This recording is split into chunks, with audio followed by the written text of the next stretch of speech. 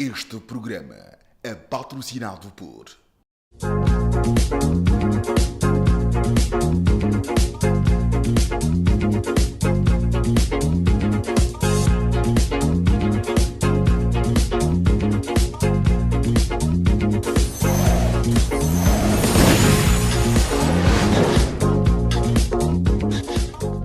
Ser empreendedor é perceber que nós somos capazes de lutar por nós mesmos, criando ou inovando, desde que consigamos trabalhar para ter algum sustento para a nossa família.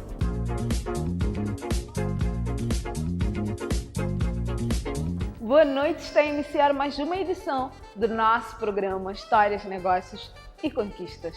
É neste programa, caro telespectador, que vai ficar a saber hoje como é que nasceu a GT Microcrédito. E quem é esta célebre figura? Falo-vos do Kalani da Silva. Então só tem motivos para ficar desse lado a acompanhar o programa.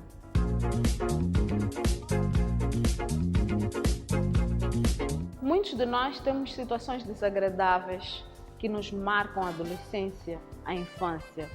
É o caso do Gerson Tembe. Mas conseguimos dar a volta por cima e tornámos-nos em grandes empresários, figuras até de referência. É o caso do Gerson Tembe. Acompanhe essa história de vida, de negócio, da GT Microcrédito, que nasceu através deste mesmo jovem. Desde muito novo que Gerson Tembe está ligado à área empresarial, tal como muitos, quando miúdo ajudou no desenvolvimento dos negócios da mãe. Mas alguns anos mais tarde, ele e um dos irmãos decidiram começar o seu próprio empreendimento. Na área dos negócios entrei a vender telefones, então comprava telefones e revendia, comprava telefones e revendia. E fazia isso aí eu e o meu irmão, o Edson. Então fazíamos esse negócio, fomos fazendo, então quando fomos crescendo, fomos já comprando também alguns eletrodomésticos, como aparelhagem, reprodutores, comprávamos e revendíamos. Então dava algum lucro, mas isso digo quando comecei a fazer já o negócio conta própria. Antes já vínhamos a vender gelinhos em casa, ajudar a mãe a vender qualquer coisa, ajudar na carpintaria da minha mãe, ela também comprava madeira, troncos e nós ajudávamos naquele trabalho. Mas quando iniciamos, quando já entramos na venda de telefones, etc. Mas depois disso já entramos na venda de viaturas. Vendemos viaturas, fazíamos assim contribuição de valores, vendíamos viaturas, etc. Então fomos subindo gradualmente. Ao mesmo tempo que os negócios cresciam, surgiam também novas oportunidades. Uma delas fez mudar radicalmente o tipo de empreendimento que vinha desenvolvendo. Um certo colega, que era um vizinho, foi este meu colega na secundária, segundo grau. No segundo grau, o que é que acontece? Ele precisava de um valor. Mas quando ele precisava de um valor, que ele pediu emprestado 10 mil meticais. E eu, como já fazia aqueles negócios de venda de viatura, eu e meu irmão contribuíamos. Então eu empresto 10 mil meticais. Quando eu empresto 10 mil meticais a ele, então eu não lhe cobri com juros, porque nem sabia o que é isto de juros, não juros. Ele próprio é que disponibilizou sem dar mais algum acima. Então quando ele deu mais algo acima, acredita que ele voltou, veio de novo, pediu emprestado outro valor e ele pagava. Fazia isso, ele dava, pagava com algo em cima, pagava com algo em cima. E não levava muito tempo. Foi quando despertou meu interesse já pela venda de dinheiro. Foi aí que despertou meu interesse pela venda de dinheiro, por causa desse amigo, colega. Então, foi quando comecei já a emprestar dinheiro a algumas pessoas, pouco dinheiro, emprestava 5, emprestava 3, emprestava 8, emprestava 10, então limitavam por aí. Então emprestava, então dava-se com juros, emprestava, dava com juros. Então fui fazendo esse trabalho, fui me afastando de outros negócios que já fazia, então focalizei-me mais no trabalho do empréstimo. No negócio de emprestar dinheiro, este empreendedor conseguiu maximizar os seus lucros, mas numa das desavenças com os seus clientes, ele descobriu que aquele negócio era ilegal. Então, porque quando outras pessoas tinham que me pagar o valor. E encontrava-se às vezes pessoas rebeldes. O que é que elas faziam? Elas diziam que, tá bom, quando já entrávamos em briga, o que é que elas faziam? Já defendiam, não, vou te devolver apenas o teu dinheiro, vou devolver apenas o teu 10 mil. Porque não, também não me confusionas assim, porque isso aqui não é legal. Então comecei a ver que não, é bom, entramos na parte da legalidade. E outra parte eu vi interesse pela microcrédito, porque despertou-me algo. O que é, quando eu procurei saber o que é microcrédito? O que é microcrédito? É uma pequena instituição bancária que olha e zela pelos baixos e pelos médios. Então, o que focaliza nas pessoas de baixa renda. Foi no setor do microcrédito que Gerson se estabilizou como empresário, não só obtendo mais lucros, mas também ajudando as pessoas que precisavam, uns de começar um empreendimento, outros de fazer crescer um negócio. Foi igualmente neste período que surge a sua empresa JT Microcrédito. Mas também ajudamos as pessoas a crescer os seus negócios. Ganhamos, ajudamos as pessoas também a iniciar algum negócio. Então isso também despertou um interesse, que eu posso fazer alguma coisa por este país, que eu talvez possa contribuir alguma coisa por esse país. É quando legalizei a microcrédito em 2016. Mas quando eu legalizo a microcrédito, a JT Microcrédito, o meu foco também não era apenas ser uma instituição das tantas que já existem. Não, o meu foco era fazer diferença. O meu foco era talvez um dia chegar até um banco, sair da microcrédito, ir ao microbanco, daí ir já a um banco. Então, saio da classe C para o B, o B para A. Então foi o que me despertou, que eu não podia fazer apenas uma microcrédito como as outras, numa garaginha ou num contentorzito, algo que só queira fazer apenas com fins lucrativos. Quando nós investimos em algum negócio, nós, claro, temos que ter fins lucrativos, mas também temos que ver as coisas que podem beneficiar o próximo, que podem beneficiar o povo, que podem beneficiar o país. Então, isso eu vi algo que podia talvez beneficiar o país. O que é que eu fiz?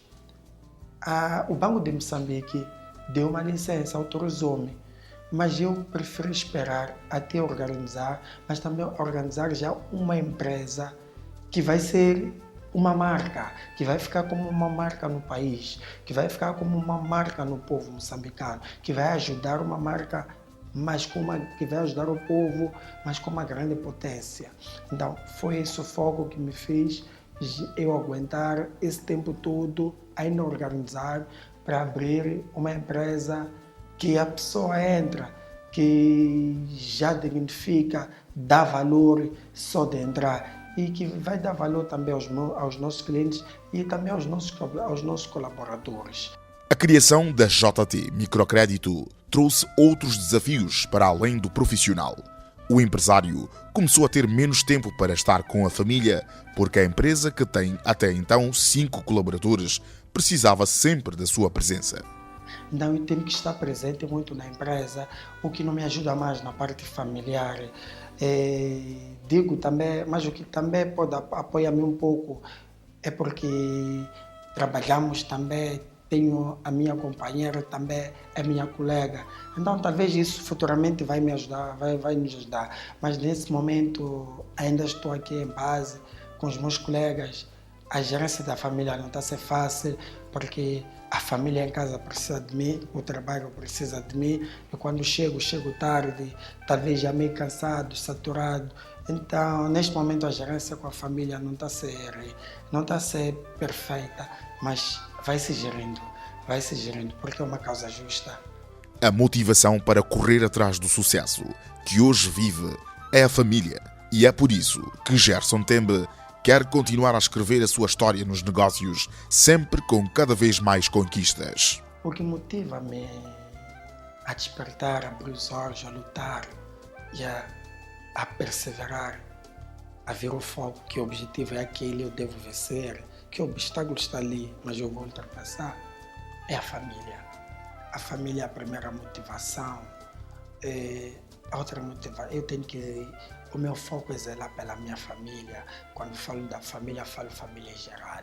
Falo família em geral, falo os meus pais, falo a minha família que o constitui. Então, esta que me leva a acordar são os meus filhos, a minha mulher. E uma das coisas também que me faz acordar é saber que o meu foco, o meu lema é vencer.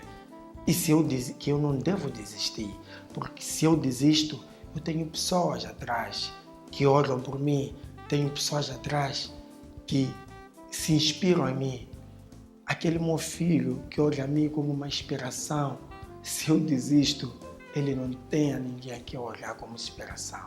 Não, o que me faz levantar é que o meu filho amanhã agarre-se e veja que o meu pai é uma inspiração. Gerson Tembe provou a ele e ao mundo que é possível que pequenas iniciativas se tornem muito bem rentáveis e hoje ele quer dar outros saltos e alcançar outros níveis.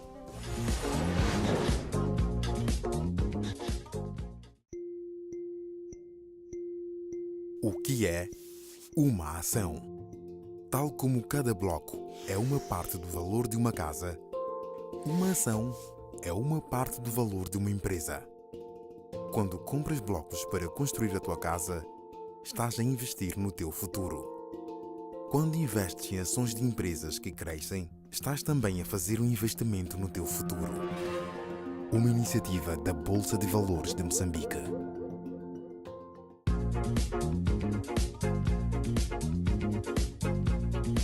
Entre as ruas estreitas da Mafalala e os becos de Xamanculo, não nasceram apenas sonhos de rapazes pobres. Nasceram jovens que tornaram-se homens, grandes homens, que foram deixando a sua trajetória, a sua marca no nosso país. Hoje teremos em edição especial a rubrica Perfil Empreendedor. Tenho a honra de vos apresentar a história de vida e de batalha deste grande homem que conseguiu levar o nome de Moçambique aos 4 cantos do mundo através do seu trabalho, através da sua escrita. Falo-vos do Raul Alves Kalani da Silva. Acompanhe a nossa rubrica Perfil Empreendedor com Kalani da Silva, o nosso querido escritor. Há histórias que vale a pena conhecer com detalhes e com algum grau de atenção. Uma destas histórias é de Kalani da Silva, icónico poeta que tem as suas raízes nos becos de madeira e zinco da antiga Lourenço Marques, hoje Maputo. O Kalani da Silva, melhor, o Raul Alves Kalani da Silva, nasce entre a Rua de Zixaxa e a Estácio Dias. A Rua de Zixaxa chama-se agora Irmãos Robi, não é? A 100 metros do Largo Albazine, portanto, entre o Xamanculo, a Mafalala, aquilo já não sabe se é Mafalala, se é um pouco do rabo do Alto Maé. É por aí onde ele nasce, em 1945, já lá vão 73 anos. Ora, muito bem, isto quer dizer que era uma casa de madeira e zinco, que agora já demolida, não está lá. Há uma parecida que está perto, mas essa já não está. E foi ali realmente onde eu nasci, cresci até aos 4, 5 anos de idade, depois fomos viver, meu pai reformou-se e fomos viver para o Xamanculo. Ali, em Xamanculo mesmo, em uma das entradas, quem sai da Rua do Trabalho, antigamente chamava-se a Rua 1º de Maio, era ali perto, não muito longe da casa dos Comiches, da família Comiche. Eram por acaso o Maclino, mais novo da minha idade, e meu amigo, andávamos na escola juntos. Depois, mais tarde, já com os meus 7 para 8 anos, fomos viver para o bairro da Malanga, mas Malanga estava dividida em 2 áreas. Não havia esta avenida 24 de Julho, era Malanga Gangen e Malanga Mkoquen. Mkoquen não tinha coqueiros, etc., a parte mais pobre. E depois da morte do meu pai, fomos viver para Malanga Mkoquen, lá embaixo. Hoje está dividida essa parte, já nem restam alguns coqueiros, não é? A 24 de Julho foi feita no início dos anos 60, então praticamente essa parte desapareceu, mas ainda estão alguns vestígios.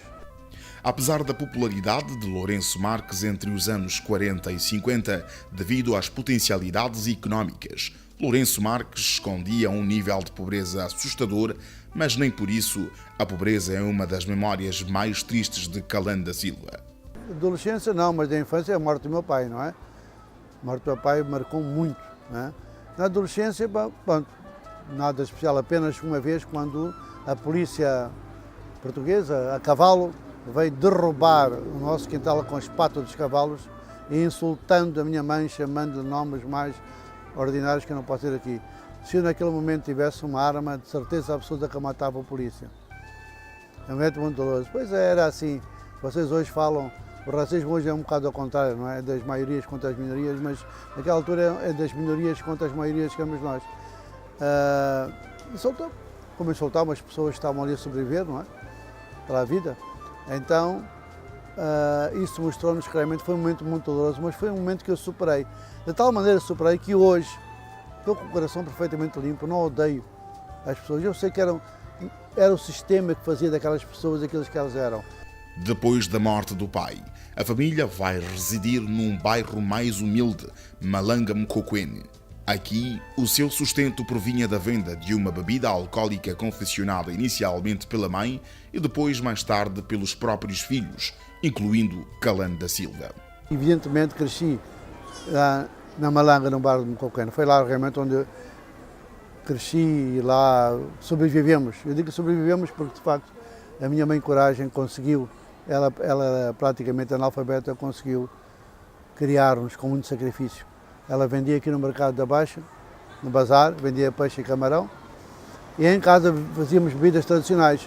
Nós na altura chamávamos chicalapiça e chimatana. Chimatana é uma bebida fermentada, feita com fermento de cerveja e que era mais as mulheres que consumiam. As outras eram os chibalos, magueiros, aqueles que viviam, trabalhadores forçados aqui dos caminhos de ferro. E era uma bebida, embora com pouco grau de álcool, era muito alimentícia, talvez por isso é que era muito consumida. Foi assim que a gente fez. Eu aprendi, os meus irmãos, a fazer as ditas cujas bebidas, né? Que olha para mim e diz que não está a imaginar o Calando da Silva com o pilão a pilar a meixoeira, não está a imaginar o Calando da Silva a fazer a farinha, a cozer a farinha num tambor para fazer as bebidas. Mas cá está, é assim, com sacrifício e trabalho chega-se muito longe. Agora com preguiça não chega lá longe. E há outra coisa que também aprendemos, que é no lodo onde nascem os mais belos lírios.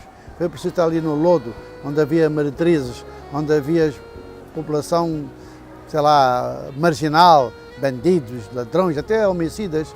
Nós crescemos, mas crescemos no sentido da moral e da ética. Entre as ruas estreitas típicas da periferia de Lourenço Marques, algumas atividades marcavam o dia-a-dia da população. Uma delas era frequentar a escola. Na altura, acompanhando o irmão, Calando da Silva, desenvolveu o gosto pela leitura e pela escrita. Sim, o nosso primeiro emprego foi desde os 7 anos de idade a trabalhar em casa, a vender bebidas tradicionais, na verdade, a poder só estudar a partir das 10 da noite, com o chipê, focandeiro a petróleo, não é? Foi a grande aprendizagem. Então, há uma coisa importante nas nossas vidas, na minha vida em Portugal, foi a leitura. Eu comecei a ler muito cedo. Eu tinha 4 para 5 anos de idade quando aprendi a ler e a escrever. Ali na missão da Minhuana, ali onde é hoje. Hoje faz parte um pouco do Alto Maé, e depois da Mafala, ali perto da Mafalala. Foi porque o meu irmão tinha de ficar, aliás, um ano à espera de entrar para o ensino comercial, porque na altura entrava-se com 11 anos, não com 10, só no liceu. E eu então acompanhava o meu irmão ali para ele não se esquecer na 4ª classe da Minhuana. E uma irmãzinha que lá estava achou por bem que eu não ficava ali ao lado, coitado pequenininho, então meteu-me numa turma da primeira rudimentar para estar com crianças, não é da minha faixa etária, porque era um bocadinho mais velho, tinha 7 ou 8 anos de idade, mas estar ali com crianças, não é? E eu, porque não tinha obrigação nenhuma, deram-me uma ardose e coisa para eu brincar, e sem me dar conta, naquela repetição diária do A, E, I, O, U, e do A, B, C, e do 1, mais, são 2, fui aprendendo a ler e escrever espontaneamente, como se fosse um ensino audiovisual que agora hoje já é praticado. E é por isso que comecei a ler muito cedo. Então o gosto pela leitura começa realmente muito cedo. Também tinha um pai que lia os jornais, que lia muito. E eu lembro, era pequenino, mas lia sempre ele, ali à volta do candeeiro, ali a ver o jornal. E eu, quando comecei a ler, também comecei a respeitar os títulos, não é? E a ver as coisas. Portanto, o gosto pela leitura foi importante. Porquê? Porque nós falávamos aquele português suburbano. E na escola já eram professores muito exigentes da língua portuguesa. E foi a leitura que a mim e aos meus colegas na altura, também moravam comigo, com os vizinhos, conseguimos superar as dificuldades, foi através da leitura e tornámos brilhantes alunos em língua portuguesa, não só do ponto de vista da gramática, mas do ponto de vista também da escrita, de fazer as redações mais bonitas, porque líamos, nós absorvíamos a leitura, é realmente um veículo extraordinário, um instrumento fundamental para a nossa melhoria, não só da escrita, da linguagem, mas também, sobretudo, de abrir a nossa mente. Quando brotava a luta de libertação do país, Calan e outros moçambicanos foram recrutados para o serviço militar português. Apesar de ser contra a ideologia portuguesa, cumpriu com o processo e, mais tarde, um general que apreciava sua capacidade de escrita o incentivou a participar do concurso para ingressar no Notícias como jornalista. É claro que eu soneguei o nome. Na altura havia muita discriminação racial. Eu não pus Calana no meu nome, pus só Raul Alves da Silva e fiquei em primeiro lugar. Quando eu apresentei-me lá ao serviço, olharam para mim realmente um bocado estupefactos. Pensavam que eu era talvez branquinho de olhos azuis, mas não era. E então houve uma pessoa que me defendeu bem para a minha entrada, porque achou, foi o falecido Guilherme José de Melo, que foi jornalista aqui do regime colonial, mas foi o Guilherme José de Melo que não, fez questão que eu entrasse. Entretanto, entrei mais um outro colega, nesse caso que era branco, então aí eu fiz aprendizagem, e uma aprendizagem no duro, portanto, como já era uma pessoa muito lida, tinha lido imenso, a mim foi muito fácil também entrar, porque naquela altura o jornalismo era muito erudito, ou seja, os jornalistas tinham que fazer quase tudo, não é só reportagem e notícia, não. Tinham que fazer uma recepção crítica de um livro, tinham que fazer uma crítica de uma peça de teatro, não é notícia do teatro, não, crítica de uma estreia de um filme qualquer, portanto, éramos obrigados a ler muito para percebermos os mecanismos eruditos e que estava à volta, e científico que estava à volta daquela apresentação. Portanto, nosso jornalismo foi para mim uma escola também imensa do ponto de vista intelectual. Aliás, os jornalistas naquela altura, por incrível que pareça, eram considerados intelectuais, porque realmente era lá onde havia uma nata de pessoas que liam muito, que sabiam um pouco, que tinham realmente uma palavra a dizer. Quando ingressou na comunicação social, aprendeu as técnicas do jornalismo e anos mais tarde trabalhou para a revista Tempo, muito mais liberal que o Notícias na época. Fui para Notícias, estive lá até fundarmos a revista Tempo. Quando fundou a revista, passei para a revista Tempo, que era uma revista muito mais liberal. O Jornal Notícias era um jornal do regime. Nós ali aprendemos praticamente a técnica, porque a maior parte dos nossos artigos e reportagens eram cortados pela censura, mas também começamos a aprender a escrever com a censura, ou seja, como furar a censura, como fazer trabalho, escrever de um modo a que a mensagem passasse. Foi também um exercício muito bom. Quando foi da revista Tempo, nós tínhamos muitas reportagens cortadas, mas nós ao princípio começamos a fazer uma coisa terrível. Começamos a pôr páginas em branco e a pôr-me lá avisado pela censura. Olha, as pessoas não tinham consciência de que havia uma censura oficial. E a revista Tempo já tinha acontecido notícia há muitos anos atrás, mas naquela época, no início dos anos 70, não. Então a revista Tempo começou a ganhar um grande prestígio, não é? Também que era frontal e abordava questões que normalmente não eram abordadas pelos jornais oficiais. Calan da Silva foi chefe de redação da Televisão Experimental de Moçambique em 1987. O poeta ganhou em 2011 o prémio José Craveirinha e entre suas publicações constam Chicandarinha na Lenha do Mundo e Gotas de Sol.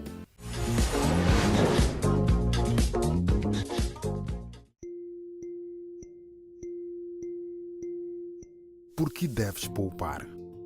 Poupar é importante para garantires o teu futuro, a segurança e estabilidade da tua família, para que possas ajudar os teus filhos quando precisam, para emergências de saúde e para te ajudar na velhice. Para poupares, podes guardar o teu dinheiro ou fazer investimentos que aumentam o teu valor ao longo do tempo. Uma iniciativa da Bolsa de Valores de Moçambique.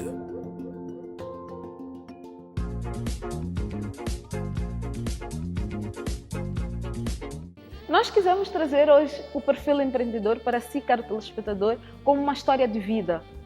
O Calan da Silva é, sem dúvida, uma história de vida incrível. É e tem.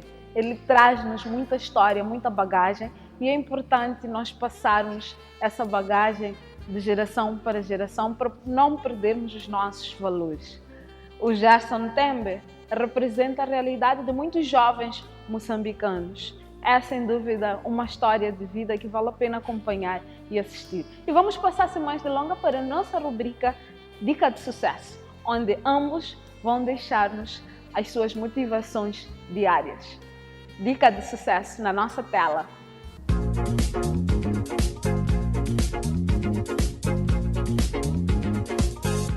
não desistam dos vossos sonhos. Tenham persistência, não desistam. A perseverança é a base, é o foco. Mas acima de tudo, temos um pilar que chama-se fé. Autoeduquem-se, criem dentro de vocês o sentido profundo do bem e do amor, que é essa energia fundamental, que não é um sentimento, o amor, ao contrário do que pensam. O sentimento é fundamentalmente uma energia positiva e incondicional.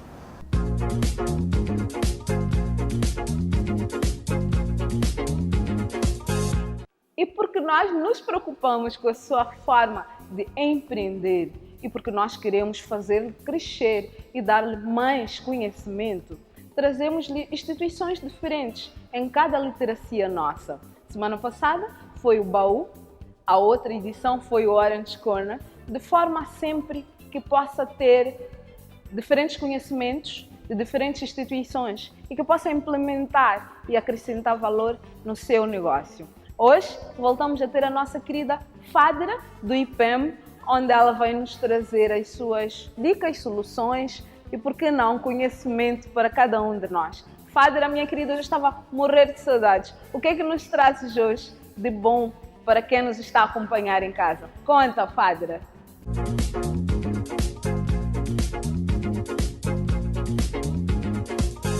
E assim como nós terminamos esta nossa edição do nosso Histórias, Negócios e Conquistas, mas antes eu quero vos deixar uma dica que acontece muito nas empresas.